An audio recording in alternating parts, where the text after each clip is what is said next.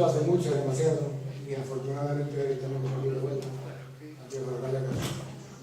Y los que sabéis un poquito de la historia de Yes We Fuck a través de las redes sociales, sabéis que es un proyecto que está cambiando mentalidades y formas de entender la sexualidad de las personas con diversidad funcional.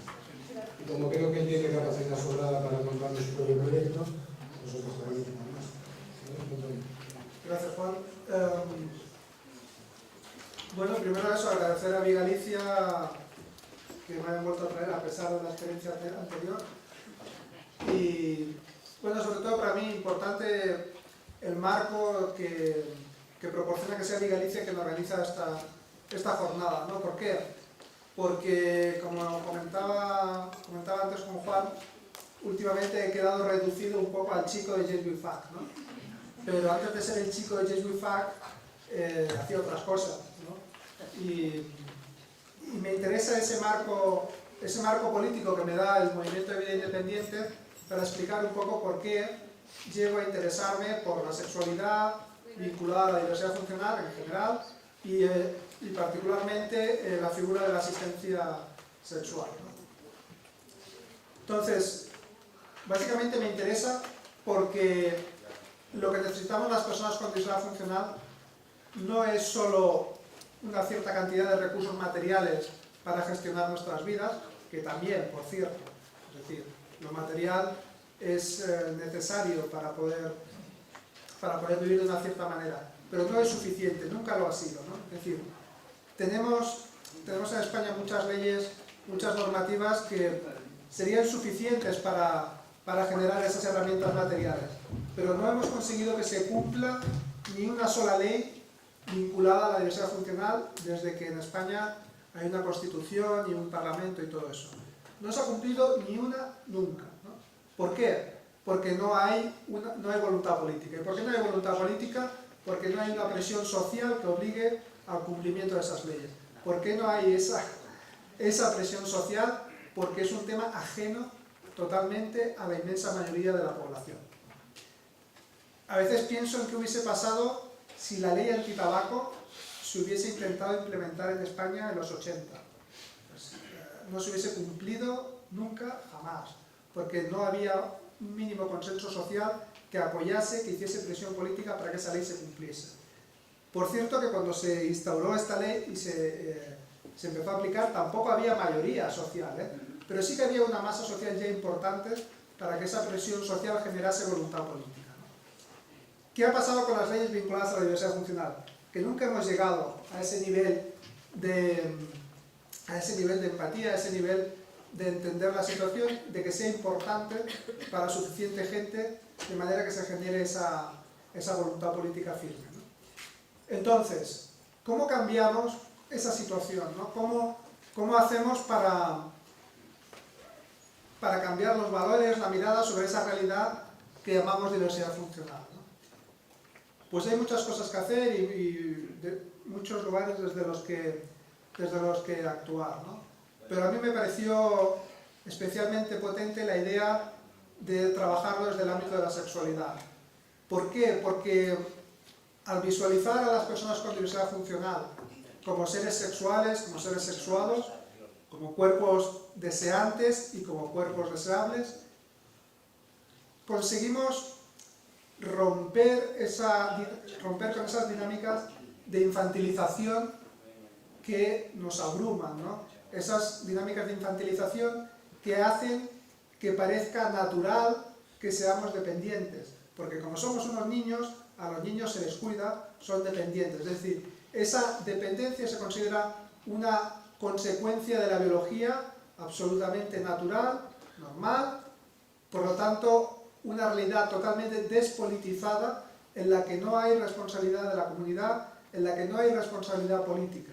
Es una cuestión de unas desgracias personales que le ha pasado a un grupo de gente rara y que, bueno, pues les ayudará como se pueda, pero en cualquier caso no es una cuestión política, ¿no? Entonces, romper con esa infantilización para romper con esa naturalización de la dependencia, me parecía que había pocos elementos tan potentes para eso como la sexualidad. Y ahí es cuando cuando empieza el proyecto Yes We Fuck. Yes We Fuck es un documental, 6 historias sobre sexualidad y diversidad funcional, que ahora estamos intentando mover por muchos sitios y que la idea es que sea una herramienta para eso, ¿no? Una herramienta para abrir debate, para generar otro imaginario, ¿no? No para explicar cómo es la vida de la sexual de las personas con diversidad funcional, porque eso no existe, ¿no? Cada persona es un mundo, una realidad, y sería imposible explicar eso, no es abarcable. Lo único que intentan las 6 historias no es explicar cómo son las cosas, pero sí poner imágenes en la cabeza de la gente de manera que las ideas previas con las que la mayoría de la gente se acerca a esa realidad no sirvan. Es decir, no explicamos cómo es, pero sí intentamos generar algo que te haga consciente de que como pensabas que era, no. Que tendrás que darle vueltas al asunto, que tendrás que interesarte más, que tendrás que conocer más para hacerte una idea de cómo es eso, ¿no? Yo no sé para qué traigo el PowerPoint. A ver. Bueno, todo el cambio que decía de mirada tiene una consecuencia también, claro, en una manera de vivir diferente, ¿no? Son las cosas que explicamos siempre desde el movimiento independiente. Cambiar ese imaginario colectivo, porque es un imaginario muy triste, muy pobre, ¿no?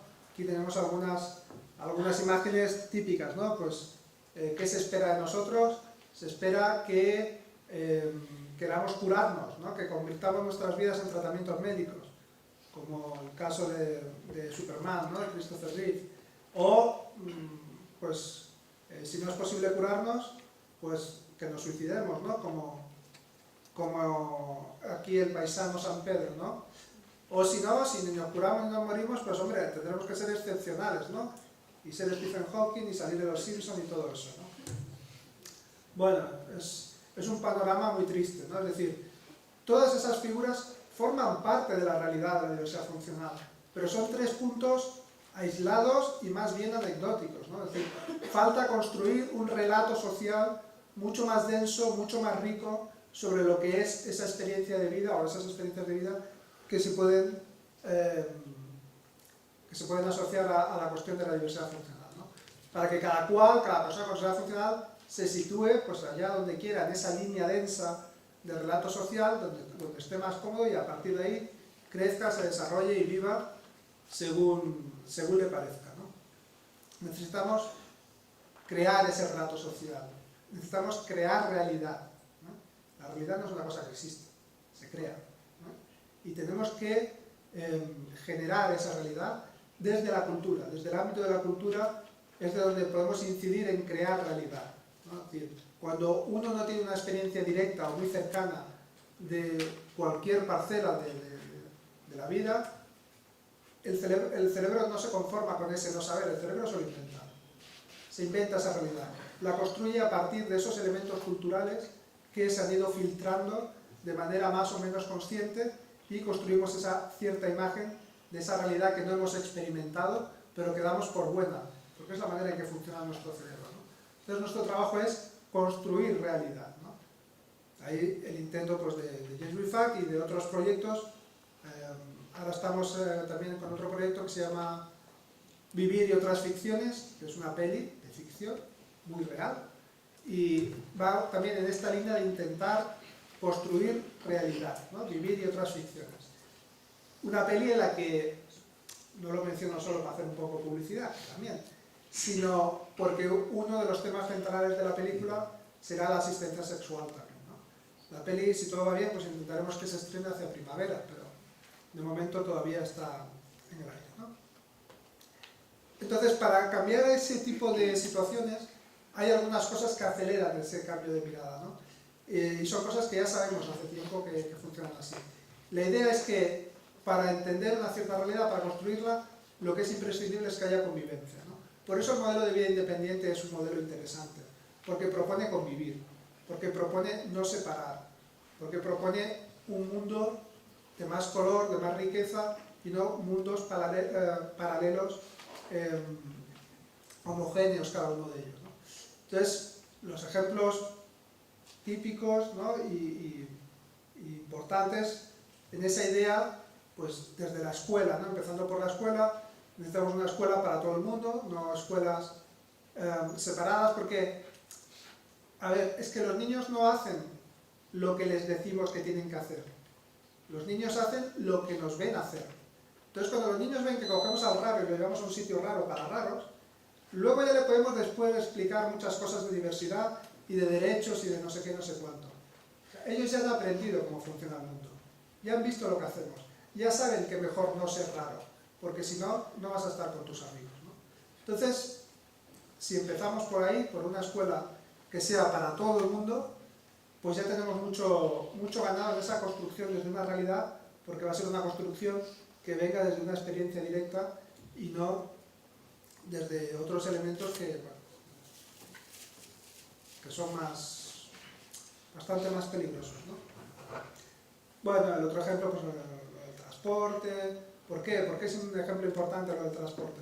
Pues aparte que está bien el tema de poder moverte de aquí para allá, aparte de eso, es importante tenerlo presente porque cuando hemos generado un transporte para todo el mundo, ese transporte ha sido mejor para el conjunto de la ciudadanía. Es decir, cuando los autobuses en Barcelona, digo en Barcelona porque es donde vivo, pero en otros muchos sitios, ¿no?, se han hecho para todo el mundo, para que en particular, por ejemplo, pueda subir al autobús con una silla de ruedas, ese autobús ha sido más seguro y más confortable para el conjunto de la población. Y vale, no hace falta que me den las gracias, pero sí como mínimo tomar conciencia de ese hecho, que lo que estamos pidiendo no es un sacrificio a la sociedad para que viva peor, para que nosotros vivamos mejor. Lo que estamos pidiendo es un ejercicio de realidad a esa sociedad para que entienda que haciendo las cosas para todo el mundo resultan cosas mejor para todo el mundo, para el conjunto de la población. Ese ejemplo se ve muy fácil con el transporte, pero lo puedes aplicar a cualquier ámbito, en el ámbito educativo, en el ámbito urbanístico, donde quieras. Siempre cuando se hacen las cosas para todo el mundo, resultan mejores para todo el mundo. También esta idea sirve para el ámbito de la sexualidad. Si conseguimos generar un imaginario colectivo vinculado al cuerpo y la sexualidad, al deseo, al placer, donde quepa todo el mundo, pues esto va a ser mucho más rico, más divertido y mejor para todo el mundo, ¿no? Bueno, de las residencias y la vida independiente ya, pues, no digo nada. Bueno, sí, ¿por qué lo puse, no? Porque al final parece que aquí lo único difícil cuando hablamos de vida independiente es, ¿cómo haremos para gestionar recursos suficientes para que esta gente tenga su vida propia, ¿no? Ese lujo, ¿no?, de tener una vida, ¿no? Entonces, parece que eso es lo difícil, ¿no? Pero eso es la parte fácil de la cuestión, ¿no?, cómo gestionar esos recursos. Lo más difícil es qué hacemos para que la gente con diversidad funcional tenga conciencia de que tiene derecho a esa vida propia y además tenga el deseo de tenerla. Porque esto es la parte sumergida del iceberg. Esto es lo que no se ve. Es decir, ¿qué pasa? Nos preocupa ese 10% de gente que está pidiendo recursos para vivir de manera independiente. Y no nos preocupa que el otro 90% ni siquiera tenga ese deseo de tener una vida propia.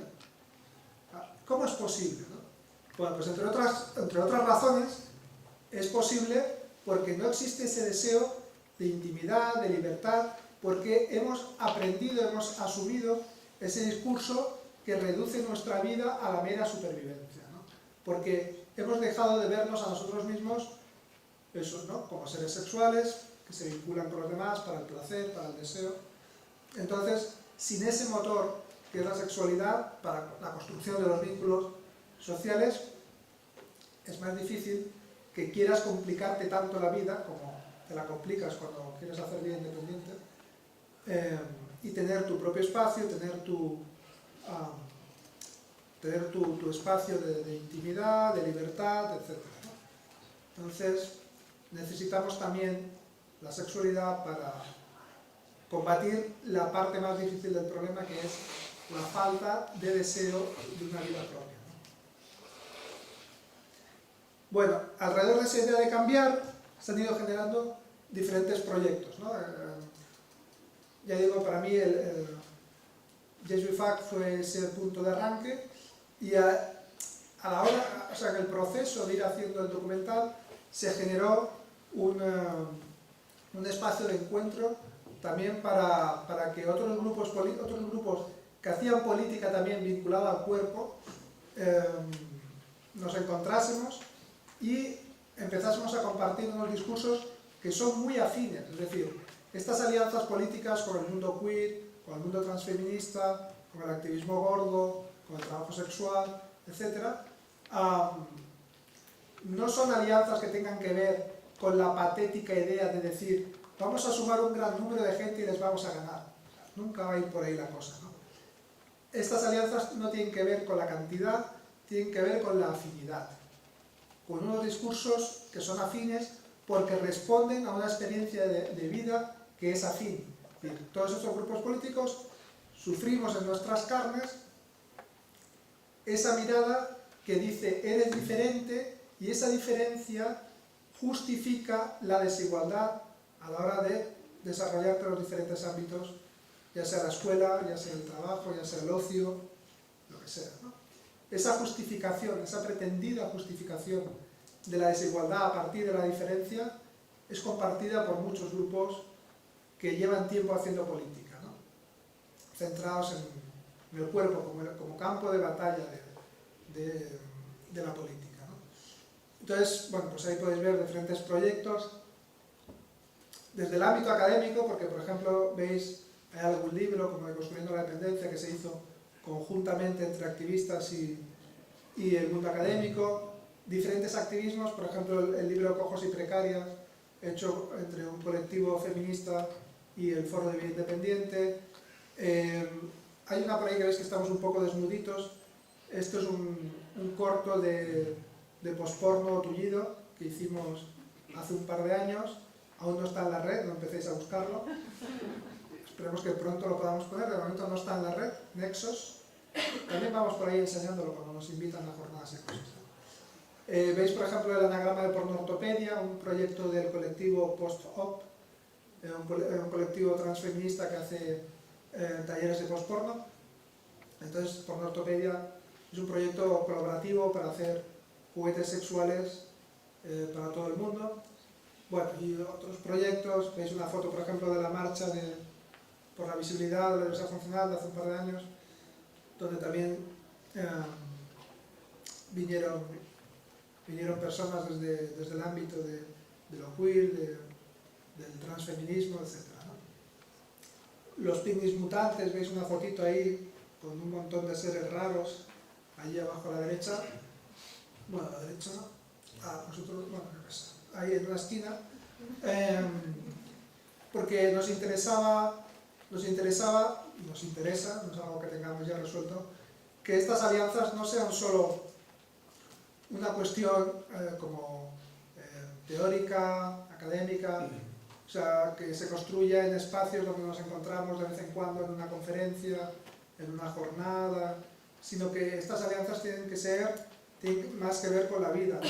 Tenemos que empezar a compartir espacios de vida, empezar a que también nos unan lazos de confianza en lo personal, ¿no? Para que esto tenga un cierto sentido y se vaya enriqueciendo y no sea una cosa que progresivamente se aleje de la realidad porque no está cosida con esa realidad, ¿no? Entonces intentamos crear estos espacios de encuentro en lo lúdico que llamamos picnics mutantes, que hemos hecho unos cuantos y en diciembre vamos a hacer otro, ¿verdad, Lucre? Lucre está aquí, es una de las que ha impulsado más estos encuentros de los picnics mutantes, entre otras cosas. Y bueno, veis también, por ejemplo, pues la plaza de Cataluña, en el glorioso momento del 15M, pues ahí también hubo un espacio para la diversidad funcional, una comisión de diversidad funcional. Fue un momento muy interesante también de poner el cuerpo en la calle, fue muy potente. Algún otro proyecto como este donde veis la revolución será accesible o no será, es un proyecto sobre tecnología colaborativa vinculada a la diversidad funcional, se llama En torno a la silla. En fin, veis, hay muchos ángulos de los que incidir, ¿no? Para ese cambio de mentalidad, para ese cambio de mirada, ¿no? Y uno de ellos, también hay un dibujo pequeñito, simplificado, más o menos en el centro, que habla de asistencia sexual. ¿Por qué es importante la asistencia sexual, ¿no? No solo es un recurso, no solo es un apoyo material importante para que la persona pueda desarrollar su vida, que también, ¿no? Sino que además la asistencia sexual tiene una dimensión simbólica muy potente. Es decir, según cómo entendamos la asistencia sexual, según cómo la desarrollemos, vamos a enviar un mensaje sobre nuestra realidad, sobre la realidad de las personas con diversidad funcional, muy diferente, ¿no? Es decir, según cómo enfoquemos la cuestión de la asistencia sexual, vamos a estar diciendo que nuestra sexualidad, que nuestra construcción de vínculos será de una cierta manera o será de otra, ¿no?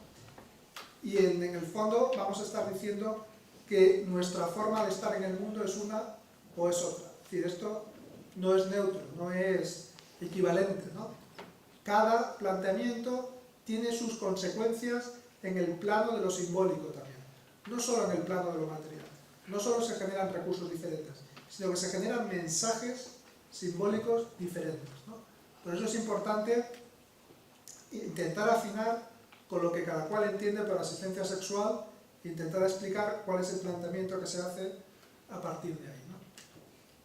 No sé si se llega a ver muy bien porque hay mucha letra, se corta un poco, ¿no? Bueno, os habréis aburrido antes de llegar ahí. Un pequeño esquema para explicar cuál es la idea, ¿no?, de la que personalmente yo parto como idea que me parece políticamente interesante para plantear la asistencia sexual.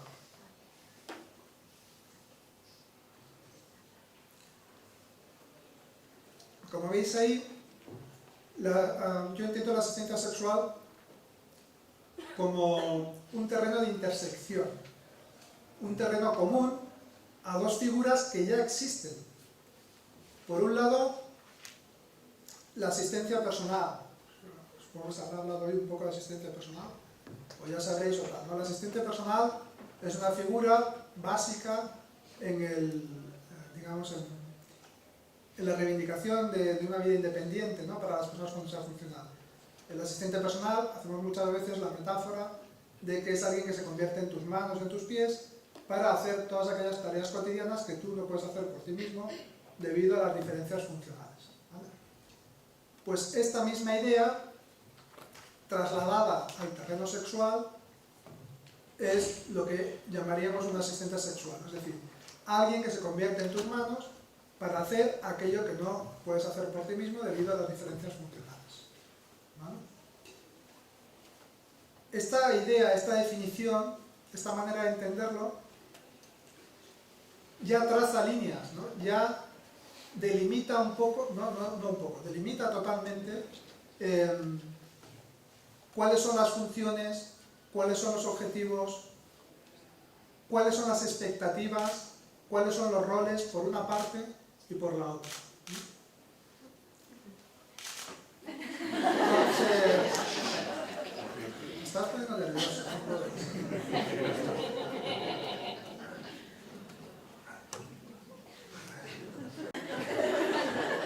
Yo es que si me miras no sabes ni cómo. Pero tu ojo es más grande.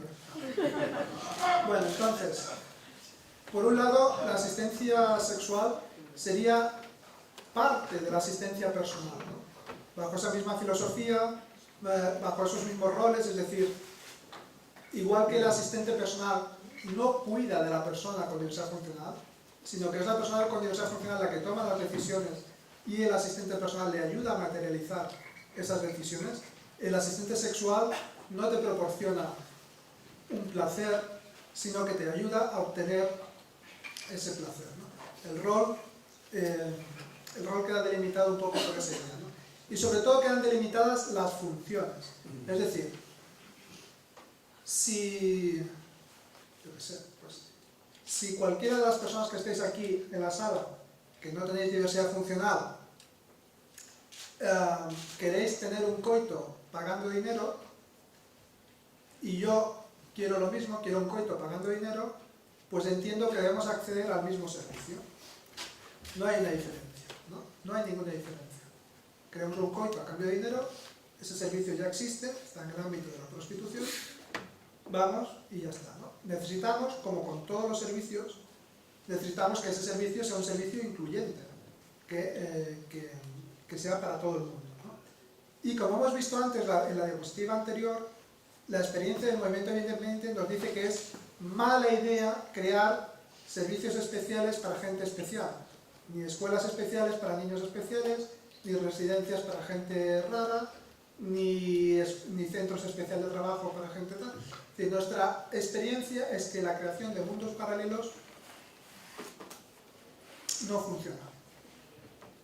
No sirve para cambiar la mentalidad. El mensaje a nivel simbólico que enviamos cuando generamos espacios especiales para gente especial se vuelve contra nosotros, más pronto que tarde. Esa es la experiencia del movimiento independiente. En el ámbito de la sexualidad no podemos esperar algo diferente de eso. Nos va a pasar si vamos por ahí, ¿no? Nos va a pasar. Por lo tanto, si alguien quiere un coito, hay servicios para eso. Tenemos que hacer todo lo posible y buscar todas las complicidades necesarias para que esos servicios también sean inclusivos, ¿no? Pero, si no es un coito, por decir algo, si resulta que lo que queremos es masturbarnos, aquí hay una diferencia. Aquí sí hay una diferencia. Porque la persona que no tiene diversidad funcional puede decidir si se masturba por sí misma o si acude a que alguien lo haga a cambio de dinero. Pero, en cambio, otras personas, como yo mismo, por ejemplo, apuestos a hablar de mí, no tenemos esa elección, ¿no? Por la manera en que funciono, por la manera en que hago las cosas, mi manera de masturbarme es con las manos de otra persona. Igual que mi manera de peinarme es con las manos de otra persona. Entonces, aquí estamos hablando de acceder a mi cuerpo, a mi propio cuerpo, no a otro cuerpo. Entonces, ahí hay una línea de diferencia que para mí es la que delimita qué es asistencia sexual y qué es otras figuras que ya existen, ¿no? Entiendo que acceder al propio cuerpo es un derecho. Es un derecho. Por lo tanto, a partir de ahí creo que es más fácil construir, articular una propuesta política que llegue a convertir la asistencia sexual en un derecho si, digamos, lo armamos sobre esa idea de acceso al propio cuerpo. No digo que no haya otros servicios más allá de eso, pero son otros servicios muy importantes, muy valiosos, que también hay que trabajar para que sean inclusivos, pero que a mi entender no se pueden articular como un derecho. Al menos yo no sé verlo de esa manera. Decía que la asistencia sexual era parte de la asistencia personal, pero no solo. También es terreno común con el trabajo sexual. Es decir, la asistencia sexual es una forma de trabajo sexual. Hay muchas formas de trabajo sexual. La prostitución, el striptease, la pornografía, el masaje erótico. Bueno, también la asistencia sexual es una forma de trabajo sexual. Es decir, ¿se obtiene dinero? No.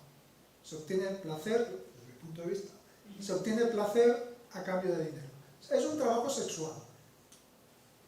No. O sea, igual que un asistente personal no es un cuidador, no es un voluntario, es alguien que trabaja convirtiéndose en tus manos para tus tareas cotidianas. El asistente sexual trabaja convirtiéndose en tus manos para las actividades vinculadas a la sexualidad. Entonces, si tenemos una zona de intersección de dos figuras que ya existen, ¿qué podríamos hacer a partir de aquí? La primera opción sería, hacemos un ring y subimos allí a los asistentes personales, a los trabajadores sexuales y les ponemos a pelear, a ver quién se queda con el trabajo o a ver quién no se queda con él. Cualquiera de las dos peleas nos sitúa en un escenario terrible a las personas con diversidad funcional. Por tanto, a mí esta opción de que se peleen entre estas dos me parece una mala opción, ¿no? Una mala idea. Otra opción sería decir, no pasa nada, pues mejor. Si ese trabajo se puede hacer desde dos ámbitos que ya existen, pues que lo hagan indistintamente desde uno o desde el otro. Para mí la dificultad que tiene este planteamiento es que genera confusión y que dificulta articular una propuesta política concreta que llegue a convertir la asistencia sexual en un derecho. La tercera opción es generar una figura nueva. Ese terreno de intersección de dos figuras vamos a delimitarlo como una nueva profesión, una nueva figura, que es la asistencia sexual. A mí esta es la opción que me parece más razonable para llegar a convertir la asistencia sexual en un derecho, pues más pronto que tarde, ¿no? Voy a poner un vídeo que dura unos 10 minutos. Es una historia de asistencia sexual. Es la historia de asistencia sexual que está en el documental Yes We Fuck. Es una de las 6 historias que componen el documental, ¿vale? Es una historia grabada por las propias personas que lo protagonizan la historia. Por Sole y por Teo. Ellas mismas grabaron la historia, ¿vale?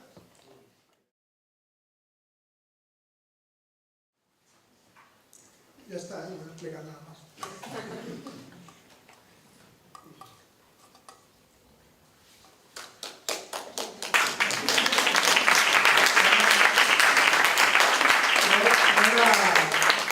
No era para que aplaudieses, era para que preguntases.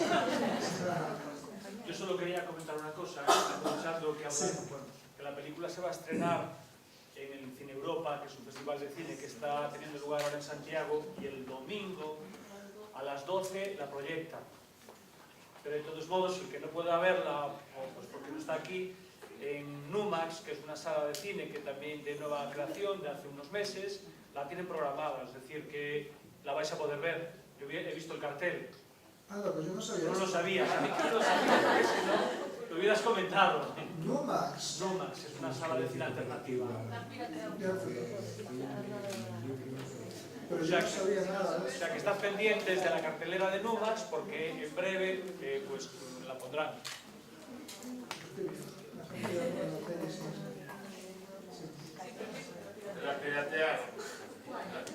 Bueno, si es cooperativo. No creo, Pero a cuál te refires? Porque falou de varias. A cal te refires? Que cuál é a que van a... No, es muy fácil, a película. Documental. Documental, vamos, o documental. Están filming durante unos días. En Cine Europa pasaron, pero no sabía que pasaban en Numax. Yo tampoco sabía. Sí, pero vino un cartel en Numax otro día. Oye, Se nos ha ido. Es decir que tenían pensado poñera. Ah, pues que hablen con nosotros sería un detallazo. Claro. Que nada, que guay, pero bueno. Es la primera noticia que tengo también. Bueno, ahora durante unos días sí que se puede ver online en la plataforma Filming. Se puede ver hasta el 15 de diciembre, se puede ver.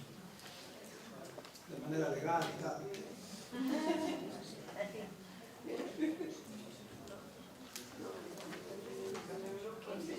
Preguntas. Esa outra parte non me seche nada, non? É que eu non teño moi boa vista, tampouco me que pone. ¿Qué es lo que no se ve? ¿Qué cuadro dices? Bueno, leo de súa parte, que ni siquiera sei o que é, parte marrón. Terapia sexual. Entre traballo sexual e terapia sexual. Lo de abajo, subrogate. Digo, que explicaxe como a intersección entre asistencia personal e traballo sexual, non? Sí, claro, la figura del subrogate. Sí, non sei a que te refieres. Ah. Bueno, la idea es que el subrogate, el sustituto sexual, también es una figura del trabajo sexual, porque también proporciona placer a cambio de dinero, y al mismo tiempo también es una figura de la terapia sexual, es decir, se da en un marco terapéutico en el que hay un diagnóstico y un cierto tratamiento y unos objetivos terapéuticos. Entonces esa figura del surrogate también es una figura que es una figura de intersección de dos campos, de dos figuras que una viene de la terapia sexual y otra del trabajo sexual.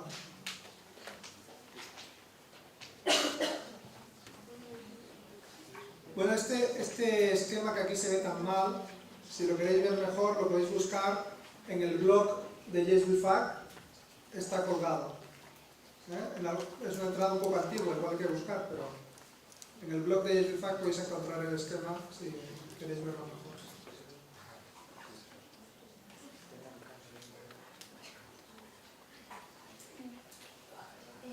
Cuando hablabas de no crear figuras específicas para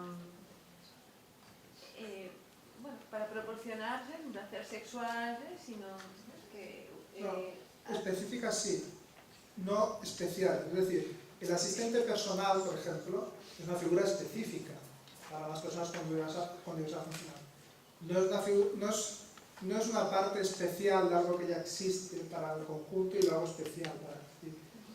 Así como en la educación existe el profesor de educación especial para los niños especiales, ¿no? En cambio el asistente personal no deriva de una figura general y la hacemos especial, ¿vale? Entonces, para mí la asistencia sexual sí que es una figura específica, pero no es una figura especial en el sentido de, no es alguien que ya viene por ejemplo, del trabajo sexual y se especializa, no es el prostituto especial para gente especial. Yo lo entiendo así. ¿Estuviste por la mañana? En algún sitio que no fue aquí. Estuve perdido por ahí buscando esto, pero no estuve en la charla, lamentablemente. No quiero generar confrontación o no, pero por la mañana nos presentaron una propuesta, ¿ves? Y tú ahora nos comentas tu opinión personal, porque evidentemente son opiniones, y la tuya gira, o entiendo yo, o me confundo yo, en que va en otra dirección. Por eso había jornada de mañana y jornada de tarde. Porque hay diferentes maneras de acercarse a este mundo y diferentes enfoques y diferentes propuestas, ¿no? Entonces, yo he intentado explicar la que a mí me convence, la que tiene que ver con mi experiencia de vida y por la que me parece que vale la pena hacer una lucha política, pero hay otras. Digo que eu creo que non é que seña moi diferente do que se planteaba pola mañá, sino, bueno, que como que a proposta aquí tamén é como máis persoal, como máis dar ese pé, bueno, esa man, para que ti poidas disfrutar do teu propio corpo, que é algo que o resto sí que podemos facer, non? E como que o que se dicía pola mañá tamén o meu a entender sería como outra perspectiva do traballo sexual, non? Como tamén se falaba un pouco como da dificultade a maiores que poidas ter por ter unha diversidade funcional a hora de atopar unha parella, a hora de ter unha relación unha noite, a hora de tal, non? E por eso tamén se falaba da diversidade a nivel cognitivo, se falaba incluso de outro tipo de xente que ten esas dificultades que tamén se estaban replanteando como se abordalo desde esa perspectiva. Estou de acordo, simplemente plantexaba que, ves, e él me acaba de confirmar que cada un o ve dunha forma distinta, hai moitas formas, ves, e o boi que as haya, para mí, o boi que as haya, e menos mal que as haya. Lonxe de Galicia, a ver, vi Galicia, si empezamos pronto a...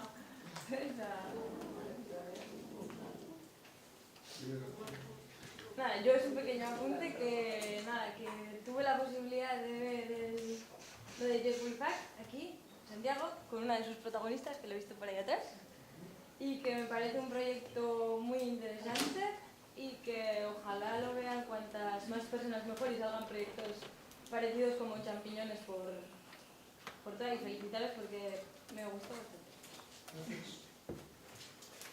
Gracias. Ahora sí.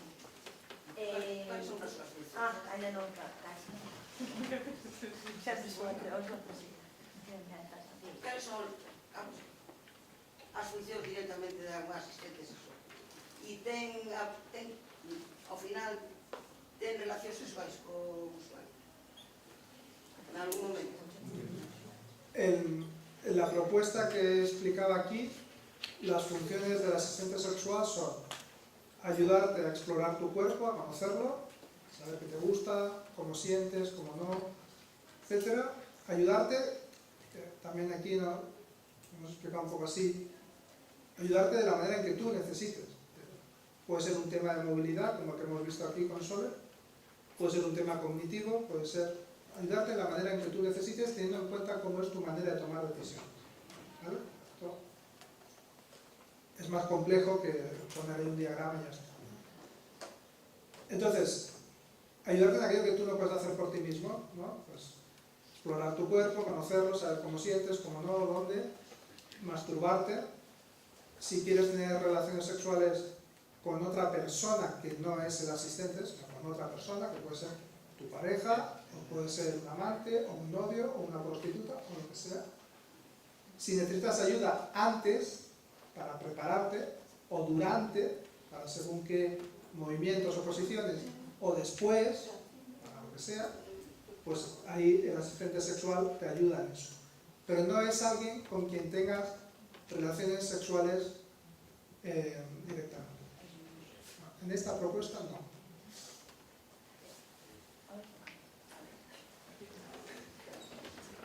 Vale, tamén vou intentar facerte en gallego, así que se non entendes, por favor, dime. Es lo bueno de ser bilingüe, que al final entiendes cualquier cosa. Vale, non, gracias. Se non como pensar. Para mí é un conflito escoitar, bueno, un conflito, ainda que seja de que en un principio, sí que é un conflito a proposta, porque eu entendo a asistencia persoal justamente como algo que engloba o apoio en distintas áreas da túa vida. Así como entendo eu que non sacamos unha figura específica para o cabelo, dise un asistente de cabelo, para peitearte, entendo que non é necesario falar dunha asistencia sexual. Mais aínda cando, nos contratos que teño visualizados sobre as funcións dun AP, non? Ou dun AP, hai o asterisco de cláusula especial ou cláusula a ter en conta que é a función de mostrar apoio ou apoiar no que é a satisfacción sexual da persoa. Evidentemente, como ti trasladas, se eu non podo tocarme para masturbarme ou para masturbarme o que sexa, pois acércame a túa man ou un vibrador ou o que eu desexe. Entón, eu non sei, creo que é máis un objetivo político de reivindicación da área, e de que os APs visibilicen a necesidade de non ter a traba moral de facer ese apoio, máis que de crear activos baixo esta proposta o nome da especificidade dunha figura distinta. Claro. Sí, estoy totalmente de acuerdo. Es lo que intentaba explicar. O sea, que realmente, cuando digo intersección, quiere decir que está en los dos lados. Es decir, estas funciones son propias de un asistente personal. Estoy de acuerdo con eso. Pero también es verdad, al mismo tiempo, también es verdad que son propias de alguien que hace trabajo sexual. Las dos cosas son verdad, al mismo tiempo. Eso es la intersección. A eso me refiero con intersección. Las dos cosas... Bueno, déjame que lo intente desarrollar. Perdón. Las dos cosas son verdad al mismo tiempo. Es decir, lo que tú decías es verdad. Pero a tu lado podría haber alguien que hace trabajo sexual y dice, pero es que yo esas funciones también las hago en mi trabajo. Y también es verdad. Y también es verdad. Las dos cosas son verdad al mismo tiempo. Entonces, ante esa realidad es lo que intentaba explicar antes. Yo veo tres caminos, ¿no? Tenemos esa realidad y hay tres caminos. Una es que se peleen entre las dos figuras profesionales a ver quién se lo lleva o a ver quién se libra. No sabemos cómo sería el debate, pero cualquiera de los dos debates nos haría más daño que bien. Otra posibilidad es pues que lo hagan indistintamente una y la otra figura. Yo ahí veo un problema para articular una propuesta política que llegue a convertirse en un derecho material, es decir, implicando obligaciones para el Estado, porque se genera confusión. Entonces, veo una dificultad ahí de tipo operativo, de tipo político. Y el otro camino es generar una figura nueva, que le llamamos asistente sexual. Para mí es estratégicamente más viable para articular una propuesta política concreta que llegue a convertirse en un derecho. Es más claro y es más fácil de articular, mi opinión. Pero yo creo que hay como tres caminos. A mí me gusta más el tercero. Vale. Por non seguir falando. No, fala, hemos venido a falar. É que claro, é que para mí o dereito xa existe, só que a mellor non explotamos todo o que poderíamos. ¿Pero qué significa? Es decir, Que derechos hay muchos, pero si el derecho no conlleva obligaciones, es papel mojado. Es decir, ¿qué significa que existe ese derecho? Yo puedo conseguir ese apoyo, ahora llamo a un teléfono, voy a algún sitio, ¿qué? No. Es decir, a día de hoy el Estado no tiene ninguna obligación de que contemos con esos apoyos. Si el Estado no tiene obligación, para mí no es un derecho, es un brindis al sol en todo caso, ¿no? En todos los papeles que te puedas mirar de legislación y demás, vas a encontrar el derecho a la sexualidad y a la propia personalidad y a todo lo que quieras. Pero ni una sola de esas proclamaciones genera obligaciones para el Estado. ¿Por qué la asistencia personal sí que es un derecho? Comillas. ¿Por qué sí que es un derecho la asistencia personal? Porque ya empieza a generar obligaciones para el Estado.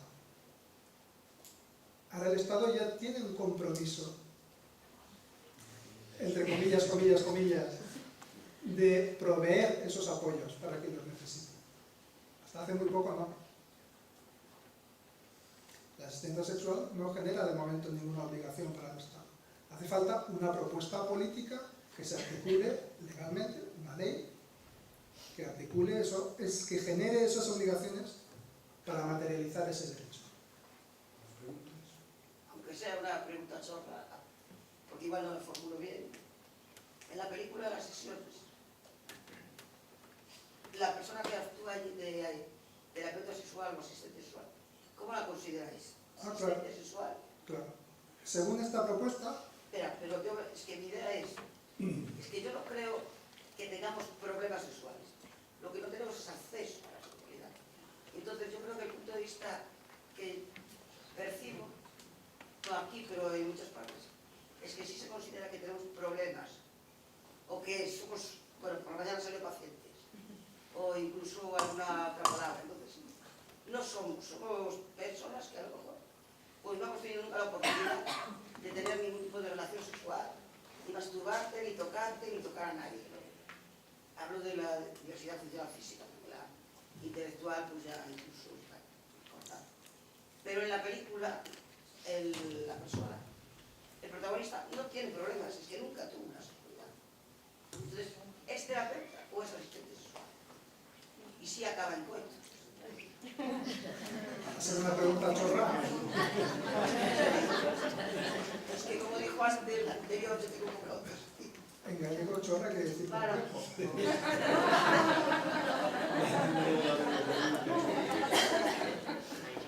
A ver,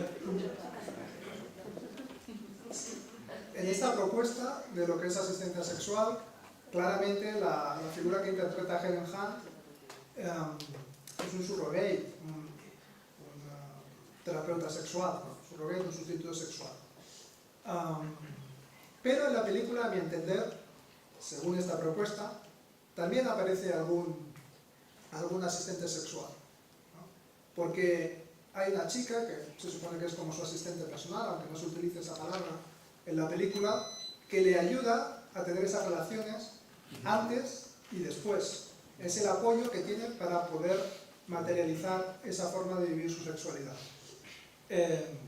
Para mí, ahí, ese asistente personal, aunque no se nombre de esa manera, en ese momento está haciendo tareas que podríamos asimilar a lo que he explicado como asistente sexual, en ese apoyo antes y después de que la persona tenga relaciones con otra persona, que en este caso es Helen Hunt. Helen Hunt es el personaje que sí que es una figura de la terapia. Estoy totalmente de acuerdo contigo en que ni somos enfermos ni nuestra vida es un tratamiento, ¿no? Y esto es básico, ¿no? Esto lo entendemos desde el movimiento Vida Independiente.